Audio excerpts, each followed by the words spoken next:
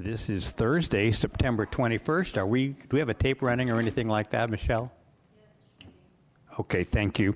Again, it's Thursday, September 21, 2023. We are meeting here in the Davis City Council chambers. We thank our host city for allowing us to meet here.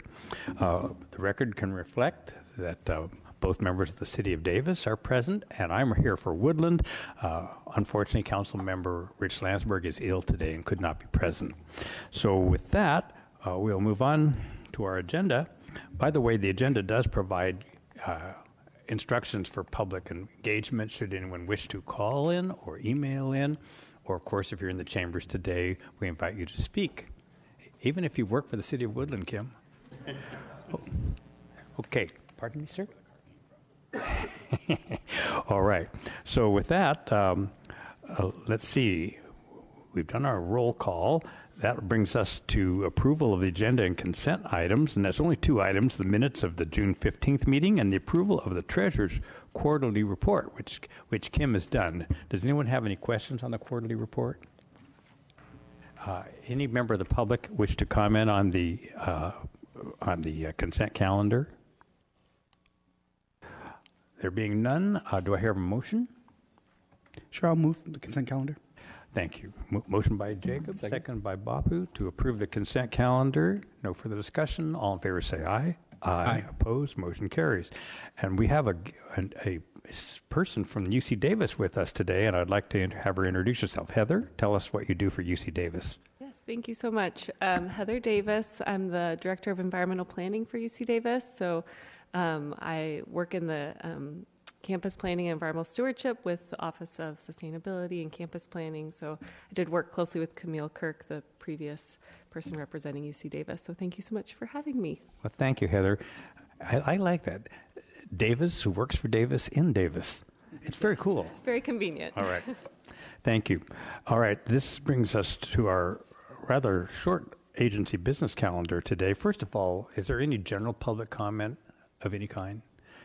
No, none is being indicated. No one's coming forward. So we're going to go to item 3, the Woodland Davis Clean Water Agency General Manager update, as well as the operations manager. We're starting with you, Tim. Yes. I'll start with the general manager update. The topics that we have up on the agenda today are you've seen these all before. Water supply outlook, looking at long-term supply options for the agency to mitigate our wintertime risk. Capital improvements that we're working on at both the intake and the water treatment plant itself, and then the operations update. Change the look of the water supply outlook a little bit for this meeting. The graph that you see before you right now is the term.E1 graph. The State Water Board puts this out. They update it every Friday typically, but it shows the water demands every day throughout the water year beginning October 1. So we're about at the end of the current water year. On the graph itself, the blue area below the more solid black line is when term 91 curtailment would normally not be in effect. When it's in the kind of reddish color above the black line is when term 91 normally would be in effect. Today, term 91 is not in effect. It has not been in effect this year. Although if you look at the graph, really since about early July, it could have been. So what this means is that term 91 curtailment imposition is part math-based. It's part based on environmental flows for the Delta. Well, it's mostly based on environmental flows for the Delta, but there's really multiple factors that come into play whether or not they actually impose the curtailment. So really they could have or should have a few months ago. They haven't. We're still in the term 91 territory. However, curtailment is not currently in effect. So it's just kind of showing where we are in the world today with respect to curtailments. Next slide, please. So I want to look ahead. One of the items for our consideration today is a winter option water transfer agreement. So I want to look ahead as best we can look into the crystal ball for winter water supply. What's on the screen right now is NOAA's forecast for November, December, and January. It basically says equal chances for California, which means it's anyone's guess. It could be a wet fall, it could be a dry fall, it could be average. Get out the Ouija board. Yes. Yeah, so really, I think, we're hearing it should be a strong El Nino, but the thing that kind of might counter that is that the Atlantic Ocean is also very warm. And I think the models don't quite understand what that means. Warm meaning warm. Yeah. What does that mean? It means Kansas gets the water. Possibly. So it's kind of anybody's guess. So that's one of the reasons for the water transfer agreement today, is that it could end up being a very dry fall. We're in Term 91 territory now. I think the risk of a Term 91 curtailment is much lower this year than it's been in the past. However, I don't know when somebody gets nervous if it gets into December and we haven't got any precipitation yet. So that's kind of a bit of the look ahead. Next slide, please. A quick look at just one of the big reservoirs. This is Shasta. The top of the blue line horizontally is Shasta being full at 4.5 million acre feet. The solider dark blue line that goes up and down is the daily water storage in Shasta. In the top of the shaded blue area is the average. So Shasta today is still quite a bit above its long-term average. They're coming down to their flood storage. They have to get down to 3.25 million to provide for flood storage for wintertime. So they're a little bit above that now, but Shasta and Oroville, both of them are about the same, looking very, very healthy for going into winter. Next slide, please. Talking a little bit about long-term water supply, not much has changed since the last board meeting. As I mentioned, we do have an option agreement with South Sutter Water District for today. We are working with them and with other water agencies for a long-term agreement. The one thing that will hold that up for a while yet is the stream flow depletion factor, and we've talked about this at past meetings. That is the water that's assumed to be lost when somebody releases water from a reservoir upstream to the delivery point downstream. The state Water Resources Control Board is wanting to update that percentage of assumed water loss. Water buyers and sellers do not like what they're proposing, so they're working on a math-based solution to that. So that's going to take probably a few years. We're not going to be able to do a long-term agreement until that's completed. But during the interim, we're staying at the 13% stream flow depletion factor, which is what our last few agreements have been. We are still engaging with Sites Reservoir. That is a much slower moving option. Probably not going to be invited to be a direct member of Sites Reservoir. However, we're looking really to see if we can kind of tier off of somebody else's water right and use some of their unused water in fall and winter. It would be kind of a long-term option potential for us. With that, I will turn it over to Stan to talk about capital improvements. All right. Thank you, Tim. So capital improvements, again, most of these are not new. The top one's probably a little newer than the others. So all 10 screens, as you know, the damage that occurred at the intake with the fish screens, all 10 screens have been ordered. We are coordinating with regulatory bodies on those screen replacements to make sure that we ultimately have them installed, adhering to all requirements that are placed upon the agency.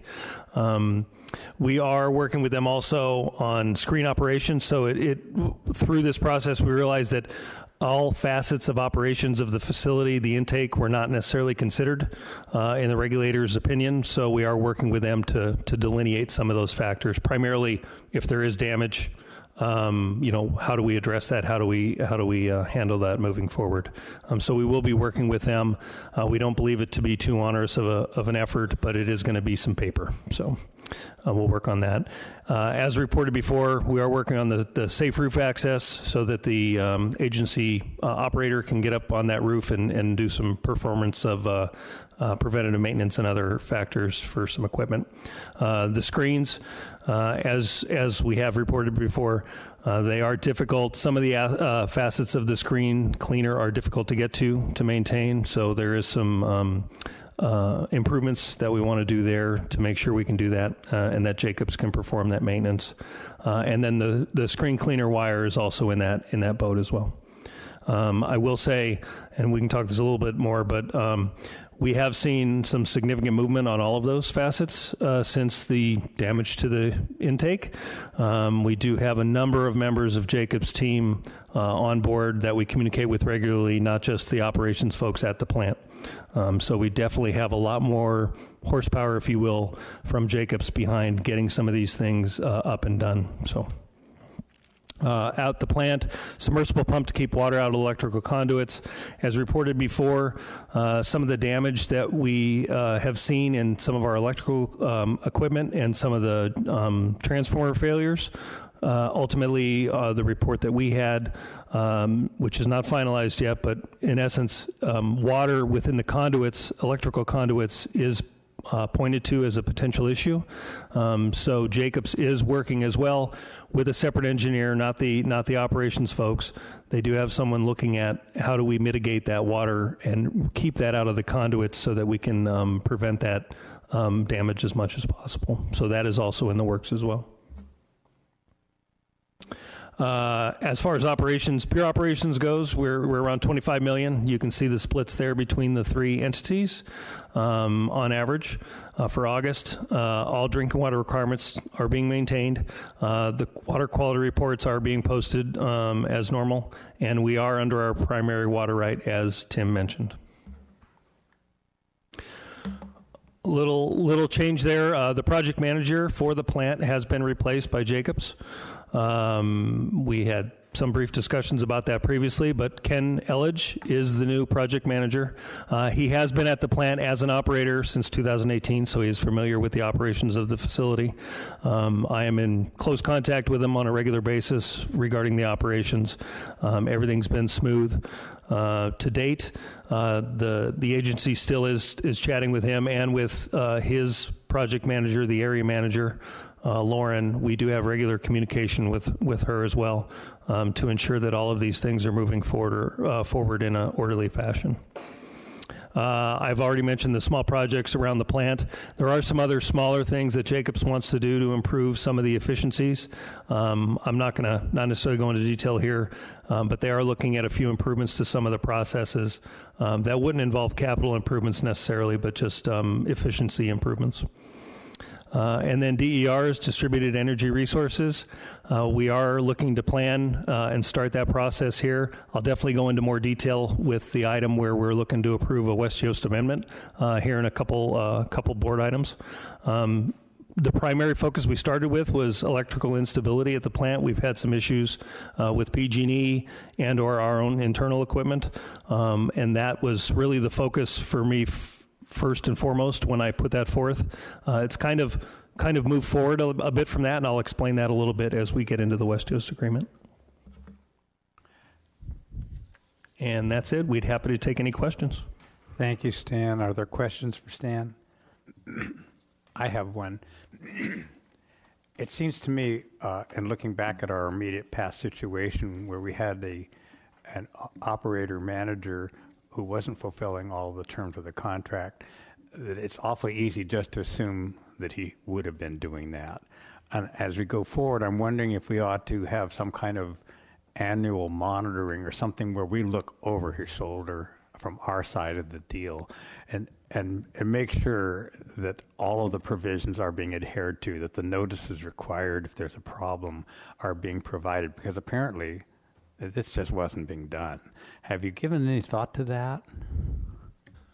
So right now, I believe it's every 5 years. There's a third party, per the contract. In 5 years. Yeah. So I think certainly Tim and I and other team members can talk about that. We do have monthly reports. We do have an annual report. Maybe we take a look at those and see if it's as clear and concise as it could be. The annual report is like this. So maybe there's some focus sections where we could ensure that the contract requirements are being met. I was sort of thinking of the realm of peer review, that kind of thing. I know every one of these situations is unique, and it isn't easy to find somebody doing the same thing. But I just suggest that we keep that in mind. Sure. If the board has a desire, we certainly could update the frequency of when we bring somebody in to take a look. Yeah. And sorry, go for it. No. I thought you were done. That's a good question. Yeah, and what about the operator, Jacobs, having somebody come and do a report to this board on an annual basis or something of that nature? I mean, I've been on it for 2.5, and only time I met them was when I went and toured the plant. So I think it'd be face to the name connection, just kind of a little bit of oversight there. I don't know what your thoughts are on that. We can definitely chat with them. I don't see any concern. Honestly, I wouldn't see any concern from Jacobs coming forth and providing a report. We'd probably want to chat a little bit, maybe, or have the board provide some suggestions of what they'd be interested in hearing about. Yeah. Kind of focus the conversation. But yeah, I would be very surprised if Jacobs was opposed to that idea. Sure, or if it's around the submittal of the annual report and they just do a brief on the just annual a quick report. overview. Yeah, exactly, something like that. I think we could summary and then present it, and we can questions, answers, things like that. I think we could arrange that. Yeah. Thanks. Thank you, Director Chapman, and I think that's a well-taken suggestion. Additional questions for our operations manager or our general manager? All right, basically, mostly it's good news around here, which is really nice. All right, let's see, where do we go from here? Now we're back to the main agenda, and we have some action items to be considered. Wherever I put my agenda. Okay, item 4, thank you. Consider adoption of a resolution approving the purchase agreement for 23-24 winter water between our agency and the South Sutter Water District. And this is yours, Mr. Bush. Yes, I will start off and turn it over to Josh, our attorney, on the more detailed information on it. So before the board today for consideration is an option agreement with South Sutter Water District for a transfer of up to 2,000 acre-feet of water. This is the same amount of water that we've done with all the other wintertime transfers. It is an option agreement. One thing that we did differently this year than last year was because Term 91 is currently not in effect, and I think the risk of it happening is lower than it's been. We requested that South Sutter reduce the option payment price. So essentially, we pay some money up front to reserve up to 2,000 acre-feet, and then we pay it as we use it. And that option payment is credited towards the first water used. So last year we paid $100,000 for the option agreement because we knew we needed the water. We were okay with that. This year it's reduced to $50,000. That equates to about 5 days worth of water if we end up needing it. So it's not much. All the terms of the agreement I think are pretty similar to last year, and Josh can talk about that in a bit more in a second. There's kind of two main reasons I think it's a good idea to do this transfer. One of them, we always have this risk that Term 91 can happen at any point. It's supposed to be El Nino, but last year was supposed to be a dry year. It ended up wet. So does this year end up dry and we get a curtailment later? I don't know. I can't say that we have no risk. I think we have some. The other reason is that it establishes a relationship or continues a relationship with South Sutter Water District that we buy water from them in winter, or at least an option agreement in winter. And we keep that in their mind. Probably more important to that is maintaining the relationship with the State Water Board. Every time we do one of these transfers, we have to get a permit from the State Water Board in order to do so. And this establishes the need, establishes the precedent. That if they and in the first time we did this, they were a little hesitant, I guess, to do the arrangement with us. But now they're used to seeing it, so it's a good reason to do it. If nothing else, to continue that, and also as an insurance policy against a potentially dry winter. I can turn it over to Josh to go over some of the details that may be slightly different than the draft agreement that was in your packet. And welcome, Josh. You know, don't often get a chance to chat here. We're glad you're Good here. afternoon. Thank you. Good afternoon. So what we got was I will term a pleasant surprise at the beginning of the week. If you've looked at the agreement, you know that the way South Sutter is supposed to be making the water available is through groundwater substitution. In other words, it's farmers pump additional water to allow surface water to stay in the reservoir that can then be transferred to the agency. South Sutter has been going back and forth with DWR and the State Water Board for a number of years. They maintain that their transfers can actually be done by releasing stored water in the reservoir to transfer buyers instead of pumping groundwater. There's reasons for hydrology that have to do with the particular facts of how Camp Far West Reservoir is operated and the interaction between surface water and groundwater there. But, the bottom line is reservoir refill transfers where you just release stored water from a reservoir are actually a lot simpler than a groundwater substitution transfer. Among other things, you don't have the stream flow depletion issue that's kind of dogged these transfers on an ongoing basis. So, excuse me. So, the good news is now the State Water Board has decided to recognize this as a reservoir reoperation transfer. That means we're going to have to go back and revise the agreement to reflect that. For purposes of having this on the agenda today and for asking the board to actually approve this so that staff can move forward with the transfer, I believe that you can still approve it today. The material terms aren't going to change. The $50,000 option payment will stay the same. The $550 price will stay the same, the quantity will stay the same, the transfer period, et cetera. So, all the material terms are going to be the same.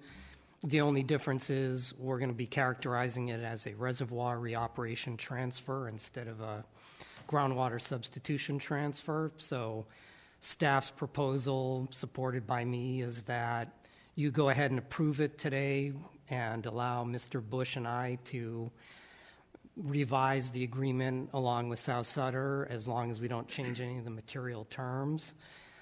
So that's the request today. And with that, happy to answer any questions the board has. Thank you, Mr. Horowitz. Any questions of our legal counsel on this point? And our action today will embrace that understanding. Great. And one thing I should just add real quick. One of the reasons this is good news, the stream flow depletion factor does go away, which means there's much less risk for the agency, because one of the terms of the agreement was if for whatever reason the State Water Board found that the stream flow was more than 13%, that risk was on the agency, not on South Sutter. So that's gone away. In a reservoir reoperation transfer, there will be some allowance for a depletion through evaporation, but that should be much less than the 13%. So that risk should go away altogether. Thank you. Thank you. All right. And colleagues, I trust you all noticed that our staff negotiated a reduction by 50% of the option price. We commend you for your conservation of our resources, and the fact that even the 50,000 is creditable against the first amount of water we get. It's a very good deal, I think, for us, and I hope they'll feel it's a good deal for them as well. All right. Any member of the public wish to comment on this item? Nope. Again, anybody want to ask any questions? Then the chair is happy to receive a motion. I'll move to approve the resolution. Okay, Bapu has moved to approve the resolution. I'll second. Oh, that's very nice of you. Thank you. Director Chapman seconds. No further discussion. All in favor say aye. Aye. Opposed? Motion carries. That takes us to our second action item of the day, which is item 5. Consider adoption of a resolution approving amendment number 2 to the task order number 16. Boy, that sounds bureaucratic. With our consultant, West Yost. And I take it you're going to take... Stan. I'll take this one. Thank you, Stan. So thank you. Yeah, so the actual item there is to approve the task order 16, which is to look at West Yost to do basically a planning level effort, little beyond that, but in essence a planning level effort around distributed energy resources for the agency at the water facility. Little background to this and how we got here. And I don't have a presentation. I'm sure by the next board meeting, after hopefully we get into some of this effort, we'll have a nice presentation around what we're looking to move forward with. But a little background.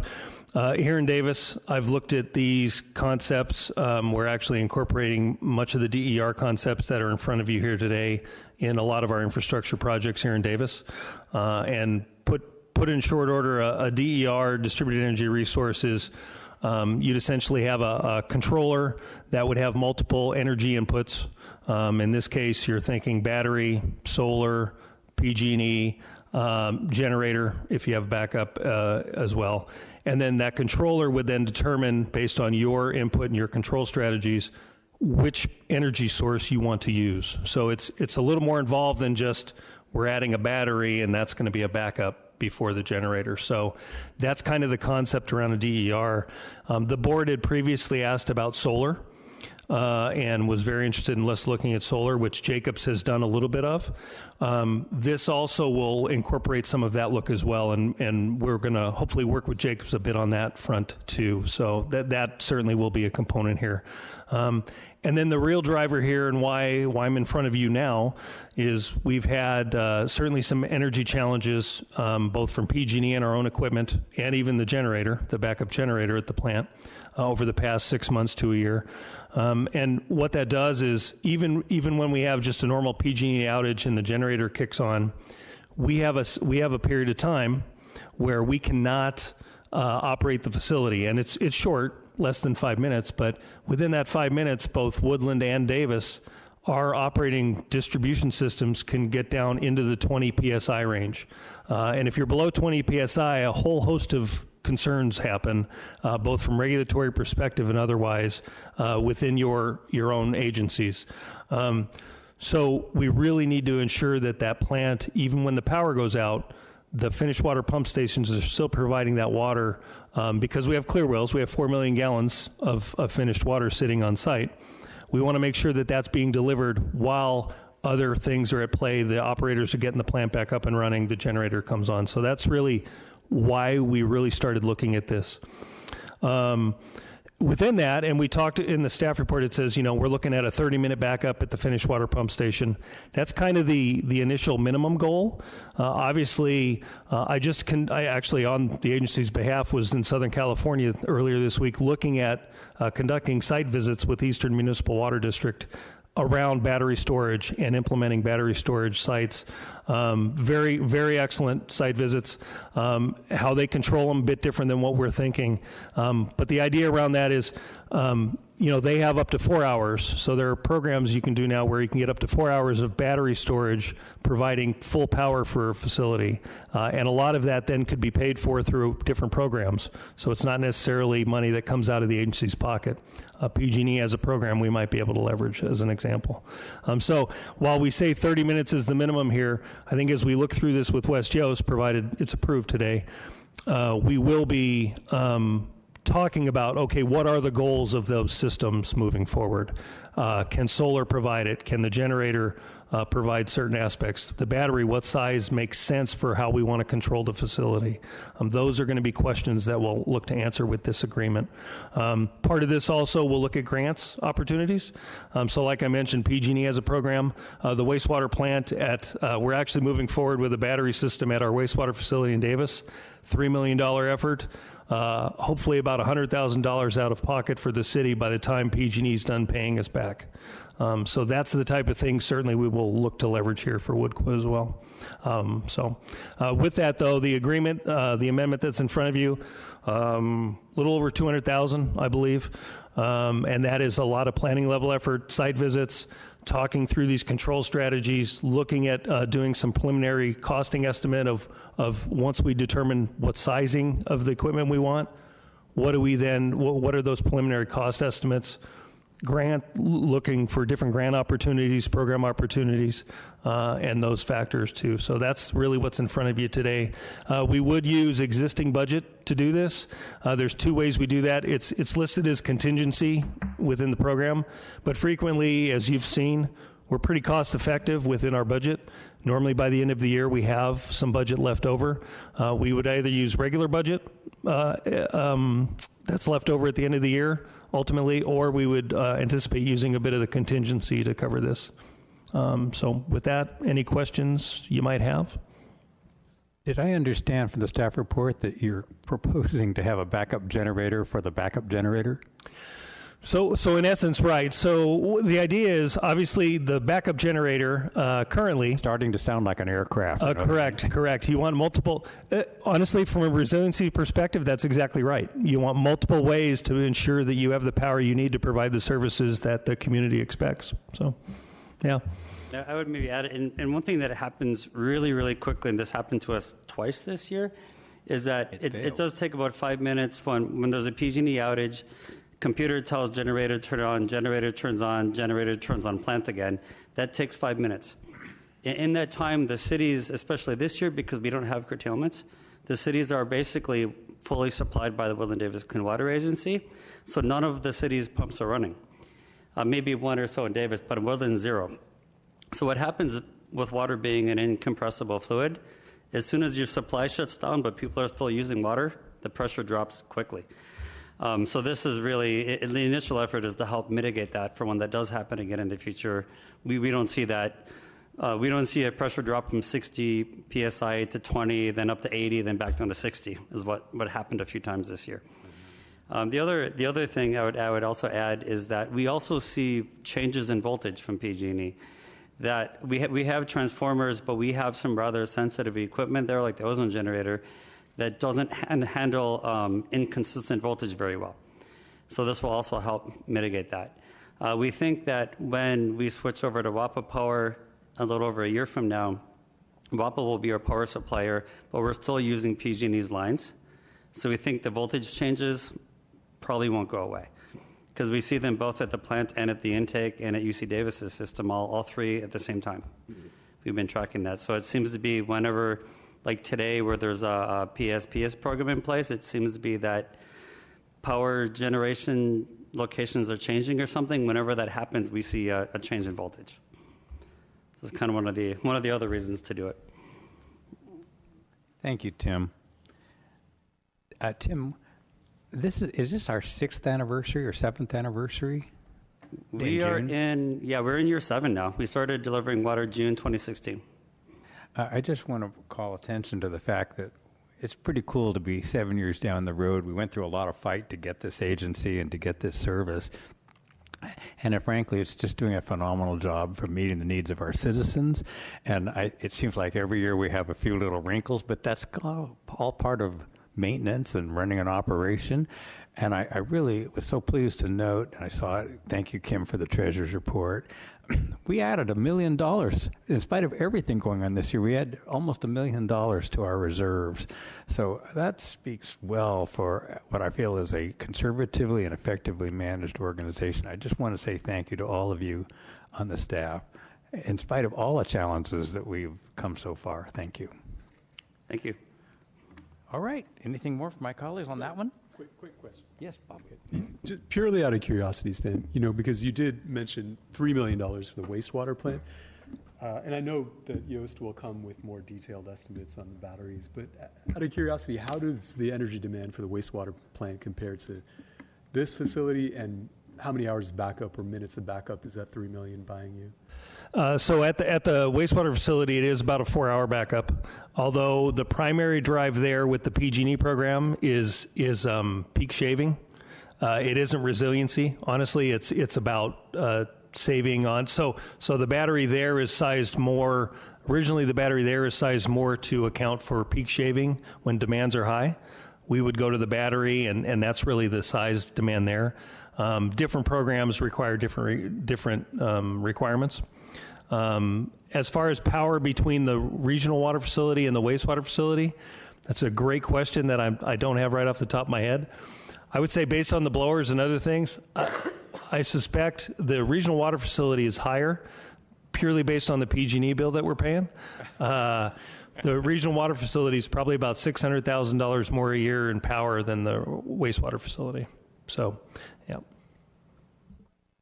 That's it? All right, thank you. That concludes item 5. Well, we need a motion, don't we? Yep. All right, we have a resolution before us to do the things that staff has reported to us would be done if we adopt this resolution, including providing them with a little additional flexibility to rework some of the language to accommodate changes in the law that our legal counsel has provided for us. Is there a motion to take that action? How about your turn, Josh? Sure, I'll move staff recommendation. All right, Josh moves. I will second. Papu seconds. Further discussion? There being none, all in favor say aye. Aye. Aye. Opposed? Motion carries. Thank you. All right. That takes us to item 6, which is our long-range calendar. And we also have a list of proposed meetings for the coming several quarters. So. Yeah. So just real quickly, our next regularly scheduled board meeting is January 18th, 2024. Don't know how it's already 2024. Okay. We don't anticipate any special meetings between now and then at this time, anyways. Any upcoming agenda items that we can look forward to? We'll have the mid-year budget update in that meeting. So what's on there now? That list below the meeting? Yeah, we'll have a usual GMs and Ops report, the mid-year budget update. We're looking at updating a document retention policy, and then probably a presentation on solar and DER findings. We should be far enough along by then for that. And then an update to the transformer failure report. And I don't know what Yolo County Water Acquisition Partnership is.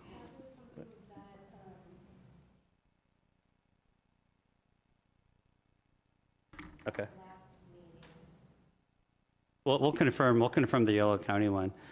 And then probably the last one is we should be farther along with looking at bidding any capital projects for next year. So we'll have an update on that. One of them should be the erosion repair on the south side of the intake itself. When the intake was constructed, there's riprap on the north side of the intake, but not the south. And what we've noticed since construction, there's a bit of an eddy that forms there when the river's at certain levels, and we've eroded a bit of the levee that we need to repair with rock. And maybe a few of these other items if they're ready to go by that time. All right. That's it for the long-range calendar? Okay, well, that takes us to item 8, adjournment to the next regular board meeting, which, as you heard, Thursday, January 18 at 3 p.m. in the Woodland City Council chambers. Colleagues, anything more to report? Anything happen at UC Davis we ought to know about? No, but I will come more prepared next time with a report. A big Cal Aggie football game this weekend? Yep, I'm unsure about that too. Director Chapman? Nothing for me. Thank you. Director Vatla? Can I ask just a quick question of Tim, real quick? You 'cause can ask a long question. No, it'll be quick. It'll be quick. You mentioned going on to WAPA Power next year. This might be for Stan too, but is there a rate study planned for soon after that? I mean, I assume there's going to be cost savings there. I think that's what you mentioned in previous meetings. Or is that kind of the rate studies kind of further on the horizon? We get more reserves when we think about capital improvement projects. How does that work? A rate study for the agency or with respect to? For the agency, yeah. So the agency budgets actually a little bit differently than the cities do. We don't necessarily do rate studies per se. We look at what our budgetary needs are for the next coming year, and then that gets brought to the board for approval at the June meeting every year, and then we simply invoice the partners on a quarterly basis. So we look at what we need and then bring that to the board for approval. We don't actually have rates, water rates. It's roughly half of our budget is debt service. It's either a little bit more or a little bit less, and half depending on what everything else is, how much water we're using, electrical, chemical costs, that kind of stuff. But it's pretty much close to half and half. And then, so the debt schedule is assigned to the partners based on their ownership of that debt. Woodland is a bit higher than Davis, and UC Davis is much lower than the other two. And then the water use part of it is how much each partner uses. So it's directly like how much, say we spend X dollars in electricity per year, Woodland uses 60% of the water that's produced, Woodland gets 60% of the electrical bill. That's kind of how it... So, and I think to answer your question about, so when we switch over to WAPA after we have a year of operation, potentially during the budget cycle, we would recommend a reduction in that line item. Or not, or reallocation of those funds to another purpose, right? We don't do a rate study, a formal like you're used to because each agency sets their rates inclusive of Woodqua's operations. So Woodqua's operations is a component of our water rate structure.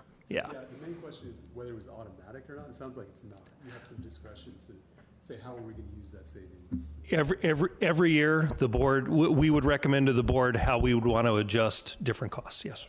Mm-hmm. Yeah, we did a detailed analysis of whether or not to join WAPA back in 2017, because believe it or not, that's when we applied for WAPA Power to start in 2025. we got approved, I think, end of 2019, and then signed contracts about a year and a half or so ago for power starting in 2025. So it's been a very drawn-out process, I guess. But then the contract itself is 30 years long. The expectation is that in most years, WAPA will be in the neighborhood 40% lower electricity costs than what we've been saying. Appreciate it. Thanks for the education. That's an excellent question. I'm glad you asked it, and it's good for us. So in 2025, we might have a significant reduction in our operational expense. Yes. Yeah, WAPA has, we have three different contracts. Or less of an increase. Or less of Let's think about it. We represent the public. When we Stan. get there. They don't like their power bill any more than they like their water bill. Completely understand, Chair. Yeah, they have base rate, exchange rate, custom rate, and all those are a bit different, but all quite a bit lower. But then they have a series of kind of back charges that we get later. So one of them is system upgrades, and that's something that's probably the most variable, that they're working through some things right now, but overall it'll be a rather significant reduction. Exactly what that is, yeah, I don't know. All I know is that PG&E will go up. Yes. Just, we can expect it. Any additional questions from my colleagues? Heather, we're thankful for you coming today. We appreciate the involvement of UC Davis. Come again anytime, okay? All right. I think we're done here. We're adjourned then till January 18th in Woodland at 3 o'clock. Thank you.